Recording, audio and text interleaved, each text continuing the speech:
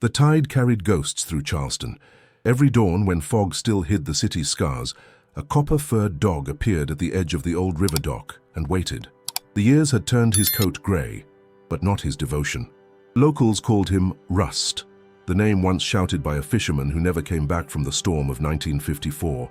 That hurricane swallowed boats, homes, and lives, but not the promise between a man and his dog. The promise was simple: wait for me by the river. He did. Through seasons that bled together like rain on glass, people rebuilt, children grew, and the river changed its scent. But Rust stayed. Some claimed he barked at shadows moving over the water. Others swore he howled at the moon because it looked like the lantern his master carried. Every night the dock creaked beneath his weight. Every morning he faced the horizon as if love could bring back the dead. Fishermen brought him food, tourists took photos, but no one truly saw him. They said his eyes had turned the color of rusted anchors, dull, wet, and eternal, but there was still light in them, the reflection of a man who once threw him a stick and laughed. The city learned to live around his silence, never daring to break it. Because in Charleston, the river remembers, and on certain mornings when mist rises low and the world forgets to breathe, you can still see him standing there, waiting, as if time itself had forgotten to move. Before we begin, if this story finds a place in you, if you still believe that love can come back even after everything, hit like, subscribe, and comment the city and state you're watching from. That's how I know where these stories are finding their way. Charleston, 1954. The air smelled of salt and rot that summer. Shrimp nets hung over fences like ghosts, and radios warned of a storm crawling up the coast. In a weathered shack near the docks, a fisherman named Joseph Harlan checked his small boat for the last time.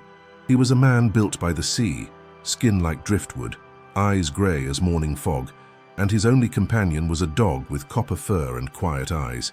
He called him Rust because the dog had been found sleeping under an abandoned anchor, red as iron. When the hurricane came, Joseph tied Rust to the post before heading out, promising he'd return before the first thunder. The storm didn't listen. It tore through Charleston with the voice of God, roaring, shattering, swallowing. Boats disappeared, houses fell. When the sky cleared, Joseph's boat was gone, and so was any hope of finding him. But the dog refused to move. Through the shattered boards he stood guard. Days turned into nights and the tide kept rising, licking at his paws. Locals tried to pull him away. He bit, growled, fought. Because the scent on the wind still belonged to his master, faint but alive. And in his heart, promises never drowned. The storm ended, but his vigil began. And that's where Charleston's legend was born. A dog whose faith outlasted time, storms, and even death. The river smelled of iron that first week after the hurricane. It dragged the city's secrets back and forth, spreading silt through the streets and salt into every wound Charleston carried. Men hauled debris from the docks. Women washed mud from their steps.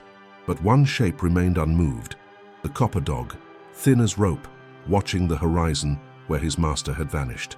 Samuel Briggs noticed him first. He was 11, a boy who delivered shrimp in tin buckets for his father's fish shop. When he walked the docks before sunrise, he always saw the same sight: Rust sitting on the cracked plank, chest lifted toward the wind, ears trembling at every ripple. Samuel tossed him scraps once, expecting the animal to rush forward, but Rust only sniffed the air, took the fish gently, and returned to stillness. The boy felt something ancient in that calm, a patience he didn't yet understand. Each morning Samuel tried again. A biscuit, a word, a whistle. Nothing changed. The dog accepted food, but not company, as though he feared moving would erase his purpose. Workers joked he was the storm's ghost. Old Elias, the net mender, said softly, "That dog's listening for his man, you'd best leave him be." But children never listened to old men. One afternoon, when the tide dropped low enough to expose the river's spine of broken timbers, Samuel crept closer. Rust's fur glistened with damp light and scars crossed his muzzle like faded handwriting. Samuel whispered, "He's gone, boy. You can come with me." Rust turned his head, eyes molten with reflection, and released a single low sound. Not a growl, not a whine, but something between grief and warning. The boy stepped back. That night, rain returned. Not the violent kind, the slow, whispering drizzle that made lanterns weep down their glass. Samuel lay awake listening to it, thinking of the dog alone on the dock. Around midnight he rose, pulled his father's coat over his pajamas, and slipped outside. The town was sleeping, the street lamps dimmed to gold fog. He walked until he saw the river, black and endless. Rust was there, soaked, head bowed. The rope Joseph Harlan had once used still hung around his neck like a relic. Samuel knelt beside him. "Come home," he murmured. Rust didn't move. The boy rested a trembling hand on the dog's back. Beneath the wet fur he felt a heartbeat, slow, stubborn, alive. For the first time, Rust didn't flinch. He let the child stay. When dawn came, fishermen found them both asleep against the piling. The sight softened even the hardest faces. From that morning, Samuel began bringing food daily, setting it beside Rust before school.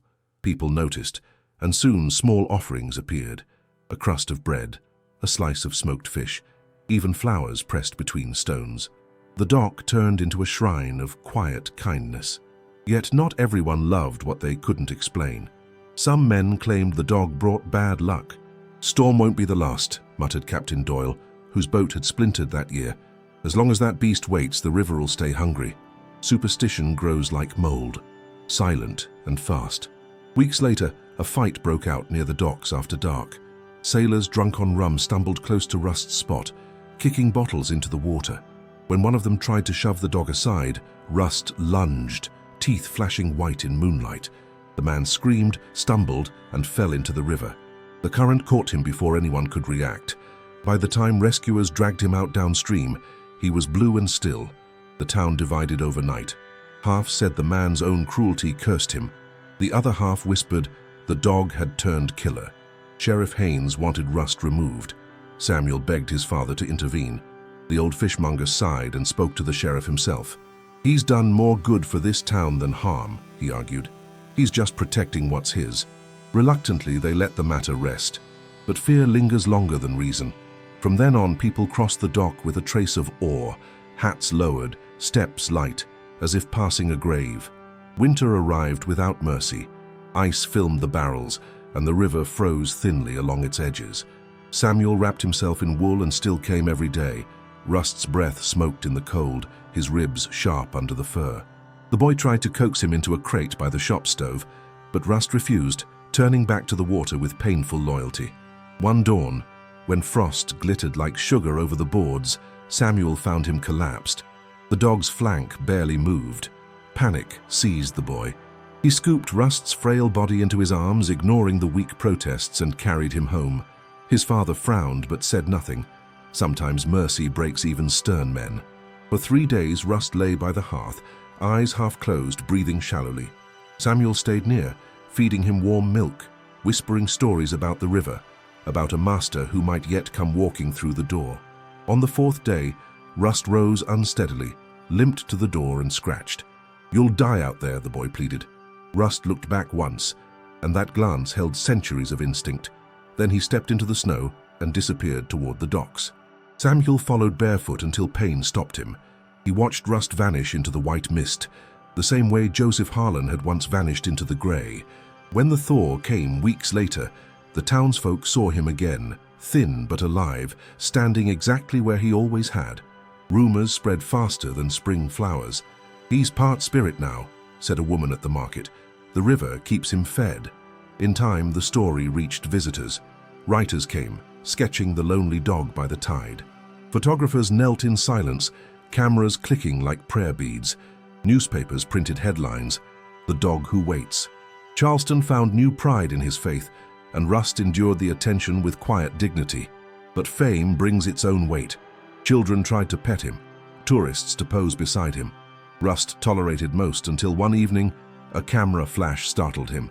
He barked sharply, the sound rolling over the water like thunder, and the tourists fled. Only Samuel, now 15, stood his ground. "Easy, boy," he said. Rust blinked, settled, and pressed his muzzle against the boy's palm. That simple gesture became a legend in itself. Pain and trust meeting halfway. Years began to slip unnoticed. Samuel grew broader in the shoulders, learned to mend nets, to curse like sailors. He left for the army at 18, promising the river he'd come back. Before leaving, he knelt before Rust, touched the dog's collar, and whispered, "Wait for me too." Rust blinked slowly as if to say, "I know how." When Samuel returned after 3 winters, the city had changed. New docks, electric lights, and strangers everywhere. But some things endure beyond progress. At dawn, he walked to the old pier, heart pounding. There he found him, older, slower, but still standing. The copper had faded to silver, yet the posture was the same. Rust turned his cloudy eyes toward him and wagged his tail once. Samuel dropped to his knees. "I'm home," he breathed. The dog pressed his head against the man's chest, listening to the heartbeat beneath the coat. Behind them, the river murmured approval, rolling its endless hymn through the pilings. And somewhere in that sound, wind, water, and faith braided together, Joseph Harlan's promise lived on. By the time Charleston healed from its scars, Rust had already become part of the landscape. The new harbor lights glowed above him each night, painting his fur in bands of gold and gray. Tourists left bits of bread, fishermen nodded in respect, and children learned his story before they could read. Yet beneath all the tenderness there was an unease, because love for a ghost is still fear of loss. Samuel Briggs was no longer the boy who once fed him scraps. He now ran his father's fish stall, married a woman who sold flowers, and carried the smell of salt in his hands. Every morning, he looked toward the dock before opening his shop. If Rust was there, the day felt safe. If not, something inside him tightened until dusk proved the dog had simply wandered to another plank. One spring morning, a painter arrived from the north. Her name was Evelyn Hart, and she came searching for light, the way it shifted on old wood, the way mist softened ruin. She rented a narrow boathouse that leaned over the water, unaware that her windows faced Charleston's most enduring ghost. The first time she saw Rust, she thought he was part of the scenery, a statue maybe, or an abandoned thing that the town forgot to clear. Then his tail moved once, slow and deliberate, and she felt the strange gravity of presence. Evelyn began sketching him without asking permission. Rust never turned away. He simply existed, perfectly still, as if lending his soul to her canvas. Every stroke deepened her obsession. At night she dreamed of waves breaking in the shape of dogs, of lanterns swinging where stars should be. When she finally spoke to Samuel about him, he smiled with the tenderness of someone who had lived the myth from the start. "He's not a stray," Samuel said. "He's waiting." "For what?" "For who?" he corrected. "A fisherman lost to the storm." Evelyn hesitated. "And he never leaves?" "Not once, but sometimes he moves, like he hears a voice we can't." That night, Evelyn stayed awake long after the tavern lamps died. The water slapped against the pier, steady and hypnotic. Around midnight, she heard the faint rhythm of paws. She stepped to her door and saw him walking along the dock, slow but purposeful, stopping where the boards met open water. He lifted his head, gazing into the darkness as if someone stood there. Evelyn felt the hair on her arms rise. A breeze crossed her face, carrying the faint scent of tobacco, a smell that didn't belong to the night. Then it vanished. The next morning she brought Rust a biscuit and sat beside him, sketchpad balanced on her knees. "I think you remember," she whispered. The dog blinked and she swore she saw reflection in his eyes, not of her face but of another man, bearded, smiling through sea spray. She dropped the pencil. From that day on, the painter and the dog became companions of silence. She worked while he watched, two exiles joined by absence. Locals began to notice. "The lady's painting the ghost," they said. "Maybe she'll set him free." But the river is jealous. It does not release what it keeps. Evelyn's painting began to take shape slowly, each layer of oil breathing life into what the town had already made myth. She painted the mist clinging to the river's ribs, the bruised sky above the masts, and at the center, Rust, motionless, loyal, carved out of patience itself. As she worked, her hands trembled with a fear she could not name. Art, she realized, was not creation but communion. Every dawn she woke to gulls crying over the water. Every night she felt a pulse beneath the floorboards, as if the river had a heartbeat of its own. One evening the wind shifted inland, carrying with it the deep scent of salt and tobacco again. Rust rose, ears alert. Evelyn watched as he stared toward the open water, tail low, breathing heavy but steady. The air around him rippled, heat in cold air, memory pressing against reality. Then she saw him, a man standing waist-deep in the river, light pouring from his outline. No face, only the gesture of a hand reaching out. Rust took one step forward, then stopped, trembling. The vision dissolved into rain. Evelyn clutched her chest, gasping. The next morning, she told Samuel. "I saw something," she said, voice shaking. "Someone." Samuel looked at her with sadness. "You saw what the river lets you see. Don't ask for more." But curiosity eats at silence. Evelyn could not stop painting. Each canvas pulled her closer to the boundary between living and gone. Rust, too, seemed to change, sometimes barking softly at the empty air, sometimes lying so still she thought he had died. The town whispered that the dog was fading into legend even before his body was gone. One night another storm came, smaller than the one from '54 but wild enough to rattle the harbor windows. Evelyn rushed outside, shouting over the wind. Rust stood at the pier's end, soaked and defiant. The water churned beneath him, the current glowing faintly as if lightning had sunk and could not escape. "Come inside," she screamed. Rust turned his head, met her eyes, and then stayed. The next flash of light swallowed everything white. When it cleared, he was gone. By the time the 1970s came, Rust had become legend. His body older than reason, his eyes nearly blind, yet still walking to the same spot every day. Children would sneak behind their parents just to see the ghost dog of the docks. Couples whispered vows beside him, believing his loyalty would bless them. Poets, journalists, and wanderers came to see the miracle that refused to die. They said his heartbeat sounded like waves on wood, slow and patient, too stubborn to stop. Samuel Briggs, now graying, ran the same fish stall his father once owned. His children had grown, his wife still left flowers on the dock each Sunday, and every morning he made the same small detour to check whether the old dog was still there. Most days he was. Some days Samuel found only paw prints, pressed deep in the damp planks, as though Rust had walked straight into the fog and back again. But time never forgets its work. Rust's legs began to stiffen, his breath shortened, and his ribs moved like thin bellows beneath his fur. The town knew it too. Whispers filled the taverns. When the dog went, the river would change forever. Then came the morning that froze in memory. The sun hadn't yet climbed over the rooftops when Samuel saw the familiar shape lying on its side near the end of the dock. The dog's chest lifted faintly, fell, then lifted again. Samuel dropped his basket and ran. "Rust," he whispered, kneeling. The name felt fragile now, worn by decades of wind. The old dog's ear twitched. For the first time in years, he turned his head away from the river, toward the voice that had called him as a boy. The cloudy eyes softened. Samuel stroked the matted fur gently. "You did good, old friend," he said. "You waited long enough." Then something impossible happened.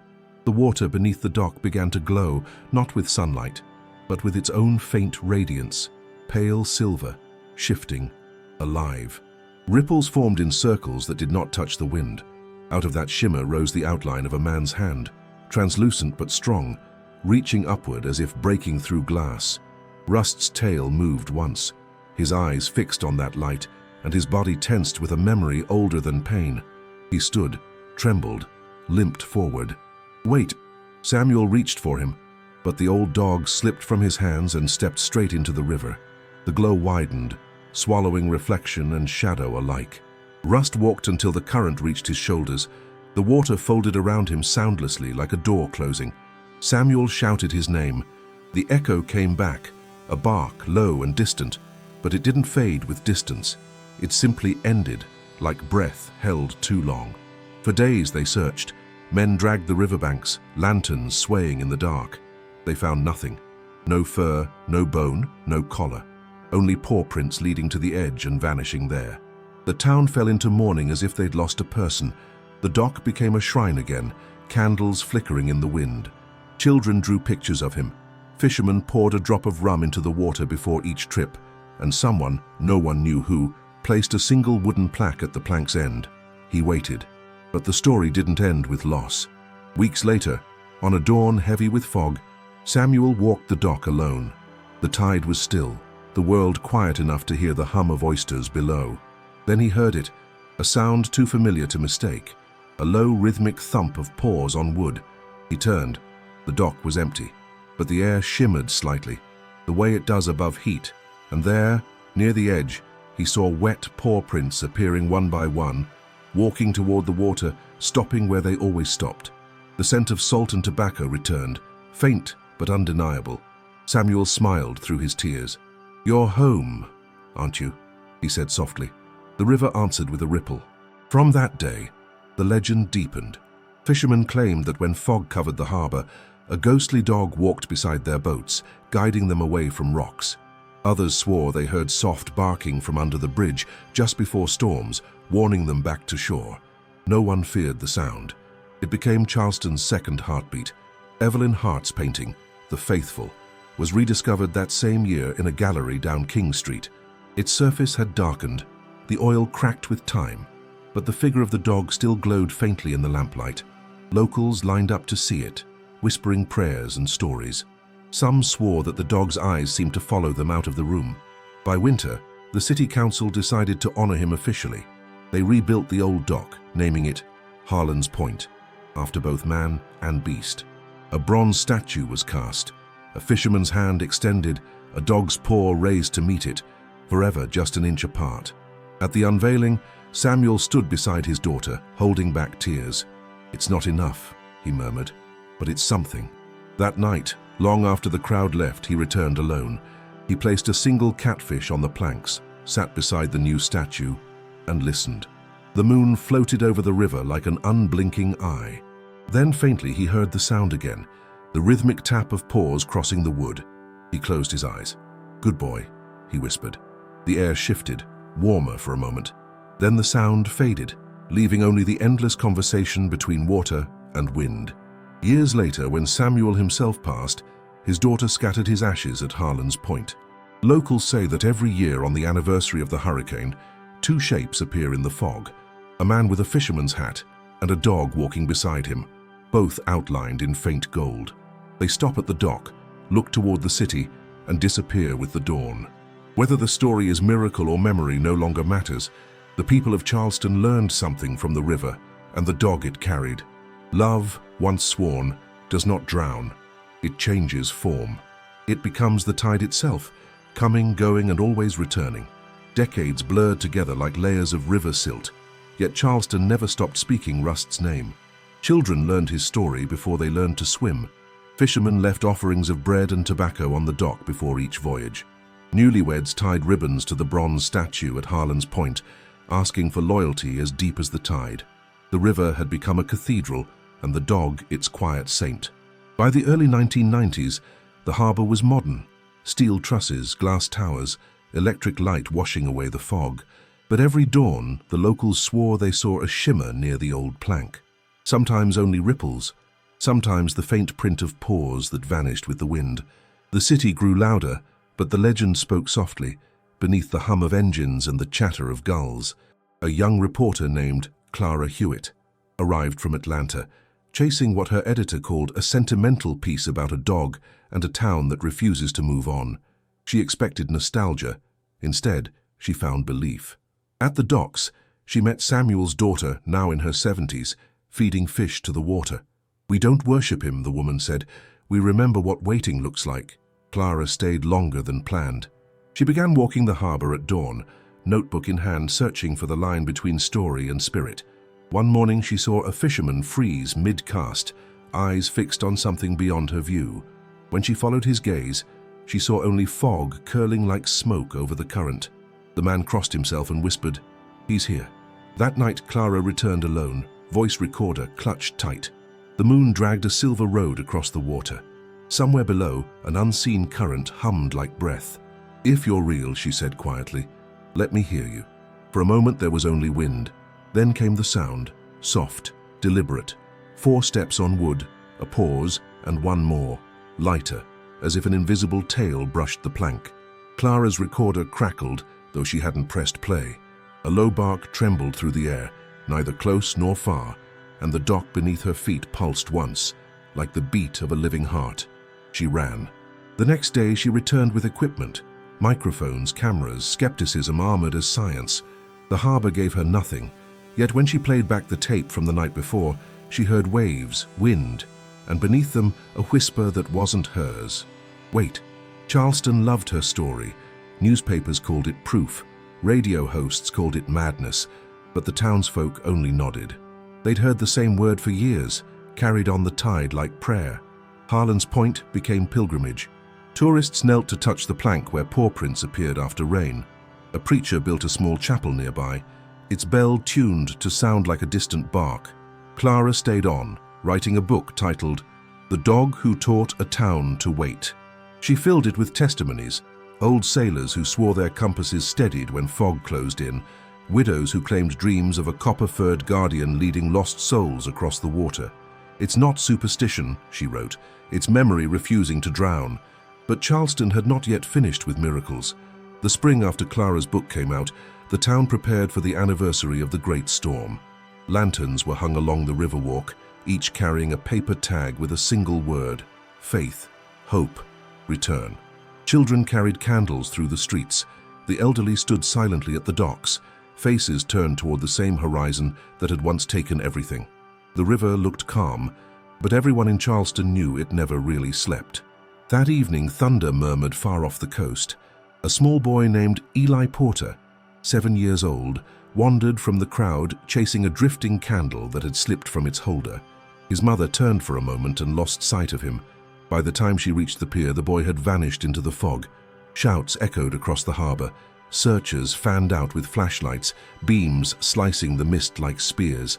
Then, through the noise, they heard barking. It came from the end of the dock, low, firm, rhythmic. Some swore there were two voices, one old and rough, one young and bright, weaving together like harmony. When the fog thinned, they found Eli sitting dry and calm beside the bronze statue. He looked up at his mother and said, "The dog told me to stay where it's safe." No one saw any dog. Only a single wet paw print shimmered beside him before the wind dried it away. From that night, no one doubted anymore. The legend crossed from story to sacrament. Fishermen began each trip with the same ritual. They touched the statue's paw, whispered a name they'd lost, and poured a drop of river water over their hands. Weddings were held at Harlan's Point, and mothers brought their children there to learn patience. Charleston had turned grief into devotion, absence into compass. Clara never wrote another book. She said the story had written itself across her life. On her final visit to the dock, she left her recorder playing and whispered, "Thank you." The tape captured a faint sound, paws walking away, fading toward the tide. Years later, when new storms battered the coast, locals said they always saw the same thing first: a copper shape running along the dock, barking into the wind as if warning the river not to take too much. And every time, the surge stopped just short of the city's heart. To outsiders, it was luck. To Charleston, it was rust, still keeping watch, still waiting for anyone who strayed too far from home. Charleston kept breathing with the rhythm of its river. Decades folded over one another like pages of the same tide, and every generation wrote the same name in the margins: Rust. Parents told the story to their children, who told it to theirs. A fisherman's dog who had waited so long that even time had begun to respect him. The dock had changed, rebuilt after each hurricane, polished by the footsteps of believers, but the legend never cracked. By the 21st century, Harlan's Point had become both memorial and heartbeat. On misty mornings, the bronze of the fisherman and dog gleamed as though lit from within. Locals said that if you stood between the statues, the air grew warmer, like standing between two living bodies. The river itself seemed gentler there. Even the gulls circled slower, quieter, as if paying respect. A new caretaker, Marcus Lee, took charge of the harbor in his middle age. He had never known the storm, never seen rust with his own eyes, but he felt the pull of the legend every dawn. Each morning he unlocked the gates and found the same gifts: fresh flowers, small fish wrapped in paper, a child's drawing, a folded prayer. Sometimes he found paw prints pressed into the dew. He never wiped them away. That winter brought another storm, fierce enough to rattle glass and memory alike. Rain hammered the rooftops, waves leapt over the seawall, and the city braced for loss. Marcus refused to leave his post. As wind screamed around him, he saw flashes along the dock, white, sharp, rhythmic. Lightning revealed the statue for a heartbeat, the fisherman's outstretched hand glistening as though wet. Then just beyond it, a shape, low, moving, unmistakable, stood against the wind, fur glowing copper. Marcus froze. The figure turned its head toward him, eyes bright as lanterns, and barked once, clear, commanding, alive. The moment shattered in the next strike of thunder, and the shape was gone. But when dawn came, the dock was dry, intact, Untouched by the storm's rage, the city called it coincidence. Marcus called it mercy. Word spread quickly, and once again Charleston gathered by the water, laying flowers, lighting candles, thanking a ghost that refused to rest. Even the skeptics came, drawn by something they couldn't quite name. In time, the story left Charleston's borders. Writers, filmmakers, pilgrims arrived, chasing the truth of a dog who had defeated oblivion. They always found the same thing: silence, tide, and a statue that seemed to breathe when the mist rolled in. Some cried without knowing why. Some left changed, or left believing, if only for a moment, that loyalty could bend the laws of nature. One spring evening, as the sun melted into the Atlantic, a young girl stood alone by the dock. She was too young to remember the stories properly, but old enough to feel their weight. She whispered into the air, "Are you still waiting?" The water stirred. A small wave lapped at her shoes, gentle, deliberate, as if answering yes. And then she saw it, the shimmer, faint but real, moving across the current like the memory of a heartbeat. She smiled, placed her hand on the cold bronze paw, and whispered, "I'll wait too."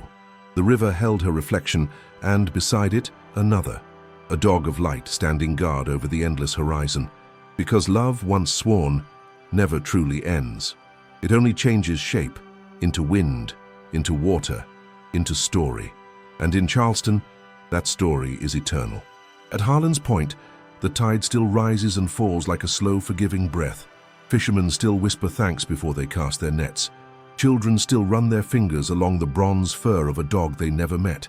And every year, when the river fog drifts thick and silver, someone always swears they hear it. A bark echoing through the mist, steady, patient, waiting. Maybe it's the wind, maybe it's the river remembering.